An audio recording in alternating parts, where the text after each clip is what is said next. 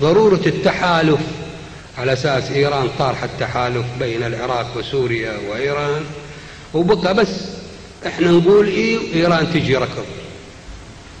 عمر التاريخ أنا أقول لكم مو كرسمي، لا تقولي بالتاريخ فد يوم الفرس تعاونوا مع العرب ضد اليهود والصهاينة.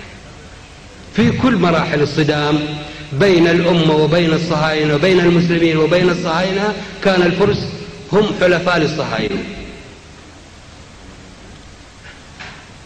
شنو هذا ننخدع مجرد الشعار الشيطان الأكبر؟ وين هو الشيطان الأكبر؟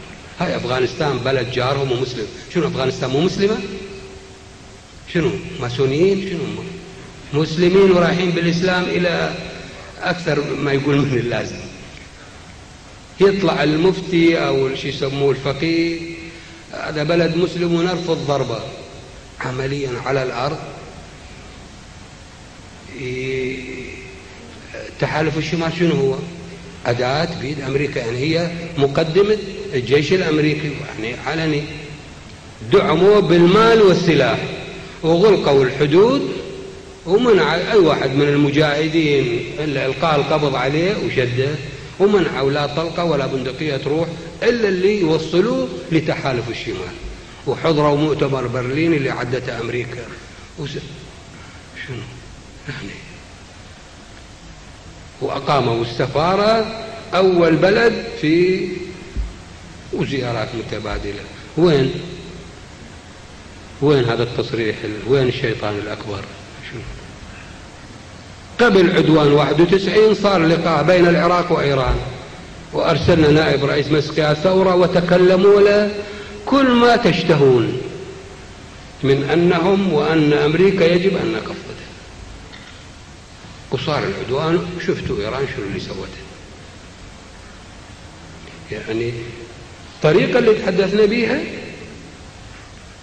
كانوا يظهرون بأنه أكثر اندفاع من عدة في مواجهة الأمريكا، وهم استعدوا وطرحنا عليهم أن تذهب طائرات معهم المدنية والعسكرية، ما راحت عنوة.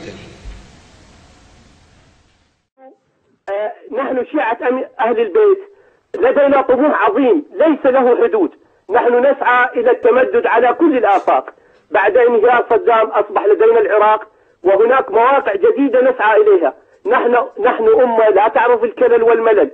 ثق بالله الكريم يا دكتور محمد الهاشمي. أنا أقول لك بصراحة، الخليج هو الثاني، واليمن الحوثيين والزيدين إخواننا سوف يكون الطوق الذي يسعى إلى امتدادنا على كل المنطقة. نحن لا نسعى إلى الأندونيسيين أو إلى الجزائريين أو إلى أفريقيا، لأن هؤلاء يتبعون آفاق هذه المنطقة. العراق، الرسول صلى الله عليه وسلم قال بالحرف الواحد: رأس الأمة الشام والعراق وإيران والجزيرة واليمن. نحن نسعى إلى السيطرة على هذه المناطق. لا يهمنا أندونيسيا ولا تهمنا أفريقيا، لدينا طموح نسعى ليل نهار للسيطرة على كل الإسلام، رأس الإسلام في الشام وغير الشام. أما ما يقوله السيد الدغيم ليسوا بإخواننا وليسوا بمؤمنين. نحن لسنا بإخوان الدغيم، ويشهد الله ورسوله لا نتعرف على الدغيم لا في الدنيا ولا الآخرة. نحن أمة عظيمة، أمة جاهدنا من 1400 سنة، كنا 2000 شخص يا رجل، الآن أصبحنا 300 مليون. ماذا يقول الدغيم؟ الدغيم يعيش في وادي. والله نسعى إلى السيطرة على الحجاز وعلى نجد وعلى الكويت وعلى البحرين. والحوثيين موجودين، إخواننا الزيدية، زيد ابن علي ابن الحسين ابن علي، وليس زيد ابن عمر بن الخطاب. خل يفهم الدغيم. نحن